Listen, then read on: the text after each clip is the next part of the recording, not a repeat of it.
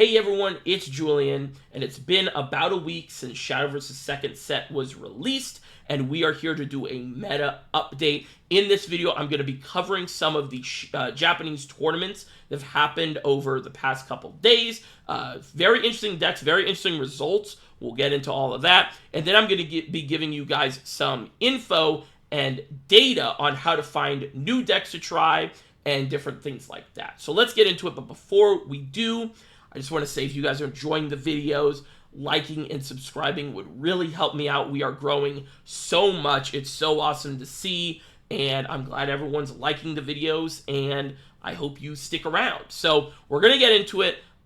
Also, I do just want to say I will not be doing my own tier list. I'm just going to be talking about the decks, and I'll definitely comment on decks I think are strong or weak or whatever, but I won't be doing tier 1, tier 2, tier 3, but I will be commenting what I think are some of the best decks, what some of the worst decks are, and all that. So let's get into it. So a couple days ago, this was July 20th, the Guerilla Cup, which is a Shadowverse tournament, had their 210 participant online tournament. I believe this is best of one.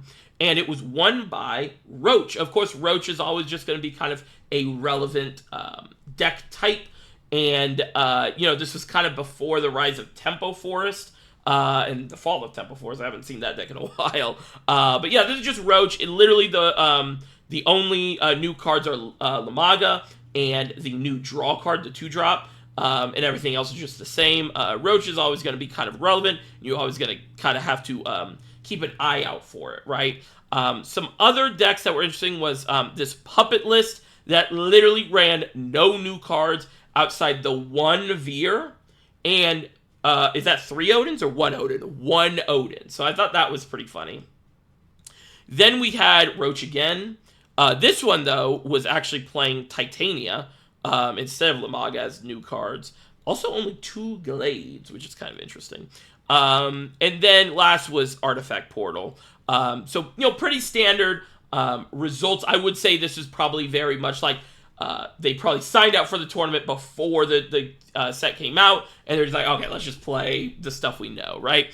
So nothing too crazy, nothing too new. Of course, this Artifact Portal was playing all of the Karula, the Cannon, or the Catapult, I mean, and then the Icarus and the Carnelia. So that was that tournament. Last night, the Otayado Cup was streamed. It was a $1,000 tournament in Japan. Very fun experience to watch. There was some audio issues with the stream, but very reminiscent of some of those old Shadowverse classic tournaments. And this was a best of 1, 2-deck format. So that's the format that's going to be for most tournaments, right? Where you bring 2 decks and you choose one to play in each round. And it was won by Graz, Graz. I'm going to probably, butcher a lot of these names. But they played Earthright Spell Boost Rune and Aggro Abyss. Definitely 2 of the decks that are most talked about right now, kind of most hyped. So let's kind of break down what's going on. So this is the Spell Boost Earthright deck. And you can see it's running most of the good Spell Boost cards, right? It has the D-Shift, the 7-cost spell, Kuan, and Greya. And of course, Wind Blast is really good, and you're still playing the Homework Time. And then you get the other side of all of the good Earthright stuff. So you get a couple of these fighters, the Penelope and the Melvi. Melvi, of course, is the new 2-drop 2/2 that gives you a Witch's Cauldron in your hand, so it's even more draw. You'll notice that this deck is not playing Insight because we have the raw Witch's Cauldron and the Melvi that gives us a Witch's Cauldron. I think those 2 cards really help the early game. You don't get run over as much in as in a aggressive matchup, right? Because a lot of times, right, in Spell Boost you go pretty much nothing until the turn 5 and in Greya. So this lets you have a little more early game and a little more, ability to contest the board. And then you were playing the Edelweiss, which of course is one of the best Earthright cards because she comes down and if you have 2 stacks, she auto-evolves and gives you 2 play points back. So she's a 4/4, and then on evolve she deals 4 to something else. So you can really clear the board for cheap. And then we're playing one new kind of star card, the Burgent. I love this card. Burgent, of course, on play is going to summon 2 of the Onion Patches. Onion Patches are 1/1s with Rush, and whenever they attack, they spell boost your hand. And then on Evolve, she's going to give you a crest for the whole game that at the beginning of each turn, you summon one of those Onion Patches. So basically, for the rest of the game, every turn, you are getting 1 spell boost. Really love Burgent, and really helps you play this mix package, right? Because it's just kind of a good card. It also is kind of the 4th and 5th copy of Anne and Greya, right? Because you can, she's a really good play on 5. Sometimes she's even better in some matchups than Anne and Greya on turn 5 on your first Evo turn. So really like Burgent. And then, of course, we're playing, the William and stuff. And then, Norman, the new crazy card. You guys know him. He's going to be healing you for a ton or summoning a bunch of wards that are really hard to deal with. And, yeah, really good card in Norman and kind of the reason why you want to play this hybrid build. I haven't gotten a chance to play this build myself because I don't have Normans, but I am going to craft them soon here. But, yeah, Norman is a crazy card and really is able to facilitate this type of, I would say, kind of greedy build. But when you actually look at it, it's a little less greedy than most old spell boost lists. We're not playing the Flame Destroyer anymore, right? Because he's too all in on spell boost, right? But we just get so much value from all these cards. And it's very much like just a high value deck that really only loses to Aggro or something like Roach. But even now you have, if you want to do it, right, you have 12 plus 8, you have 36 heal in the deck if you see all of it and activate Norman heal twice every time. So that's nuts, right? So you could kind of out heal Roach a little bit. Also, Norman just hurts Roach as well because you can summon those shield golems, right, with barrier. So yeah, really love that card. It's really strong, and I'm really excited to try this deck, and I think it's one of the big players in this set. Next, we have another deck that's been really played a lot on ladder. A lot of people talk about how much they face this deck, and that is the Aggro Abyss. Aggro Abyss is a new archetype from this set, right? Because they got a lot of support in the Odin. Of course, almost every deck in the game is playing Odin now. We all know what Odin does, but he on play banishes something and it is a 4/2 Storm. Really helps you have a big Storm finisher at the end of the game. And then, of course, we have the Dark General, Excella, and she's just another big Storm threat. But everything else is cards we've had before, right? There's a couple new ones like the Bat Summon 2-drop, and then the Goblin. They're playing the 1-of Goblin. But this is just, aggro deck. You hope that you draw well, right? I don't love these style of decks because I feel like you really need to draw the best, first 10 cards of your deck, and I feel like it's very interruptible. But it is a good deck, and it has some good matchups, right, against Rune. Rune is a slow, I should say specifically pure spell boost Rune. I think this has a good matchup into. I think if you ever lean into the Earthright stuff, you end up having a pretty good matchup into this deck because you have a lot more removal, you have a lot more early game, and you have a lot more heal, of course. All of the decks are playing Norman, but you have a lot more ability to heal from the Norman. Yeah, this is a really nice deck to try. It only requires 2 legendaries, Gravy and Odin. So if you're looking for sort of a budget deck, I hesitate to use the word budget, but Odin does go in every single deck. So if you craft him, you can use him anywhere, right? So I definitely give this list a try. I do think it's fairly strong, but again, like I said, I think it's pretty interruptible, and I think it has some really, really rough matchups. But yeah, so that was the winner of the Otayado Cup, Graz. But there was a runner-up, and they used Sword. They also did use Aggro Abyss as well. So Aggro Abyss is very popular in this style of tournament. And the Sword list, though, is sort of the other deck that a lot of people are talking about right now. So Sword got a lot of new tools, mainly the Gildaria, the 6-drop. If you guys want to hear my sort of in-depth thoughts on Sword, I made a video about that yesterday. It's my most recent video, so check that out. So I won't be going too in-depth on Sword, but I would say this is leans more aggressive version. This isn't the aggro list with like the quick bladers and the tentacles, but it is like playing less of that late game, that Amalia's, it's only at 2, Genoa is only at 1, and stuff like that, right? So, and they're playing the Odin, of course, too. But yeah, I really liked this type of list, and Sword is just really strong right now. It has a lot of good matchups, and basically just added on top of how good it was last set, right? So Sword is definitely a deck you want to look out for. So those were the tournaments. Those were the tournament results. Again, I'm going to link that tournament down in the description, the stream. Definitely check out that final match. It was so crazy, so hype, crazy top deck. But yeah, now I want to kind of talk about where you can find new decks. So a lot of people ask me in my stream, like, is there a good place to find decks and stuff? And I would say one of the best places for a really long time is Shadowverse Wins. So Shadowverse Wins is a website that basically aggregates Twitter win streak tweets, basically, and puts them in this nice organizer, and you can just kind of look at, hey, what class do I want to see win streaks for? So you can just click all, and you also have other filters for like which group, which ranking they are, right? So you can get like higher rank, deck lists, and also even like number of wins, right? So we can just scroll down. It's like, he said he's Ruby Sapphire, but here's this rune deck, right? So that's pretty cool. And then here's like a Ward Haven deck. And the great thing is you can click on these, and this is personally how I find a lot of stuff. Well, this one didn't work. But you can click on these and it brings you to the tweet, right?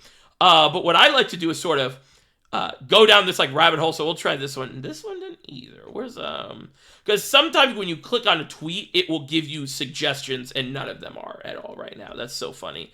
On Twitter, for other decks, all right, it's not working right now, but in general, you can like click a tweet, and then if you scroll down, it'll kind of give you suggestions, and typically there'll be more deck lists. So you can just kind of go down this like crazy rabbit hole of what's going on right now, what's popping, what are people playing. But I really like this website. It's been around for a while, since Classic Shadowverse, and yeah, you can find a lot of good ideas and a lot of cool deck lists to try out if you're ever like, man, I want even just like a second opinion, like, hey, I built this list, let me just see if anyone else has built it like this, or even get some ideas of cards to try, right? So really like Shadowverse Wins. I'm going to link that in the description as well. And then finally, and this is sort of tier listy, but there's this really cool website called SV Labo. And basically, they do something similar to Shadowverse Wins, where they collect a bunch of win streak data, and then they put it in this really nice tier list based on how many winning streaks you've gotten. Is this the most updated one? Because I see this is from July 19th onwards. I could have swore they updated it.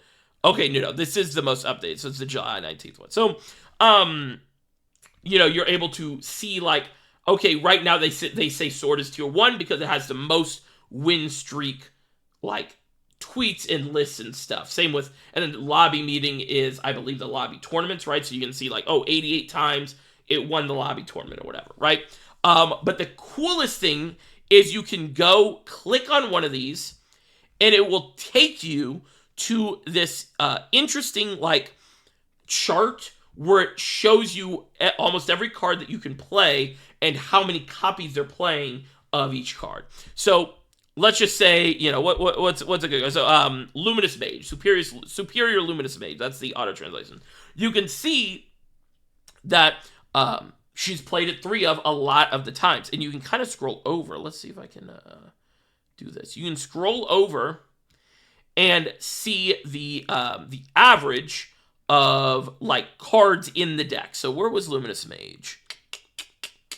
Right here. So you can see the average of Luminous Mage is 2.22 in Sword deck. So I really think this is a cool idea.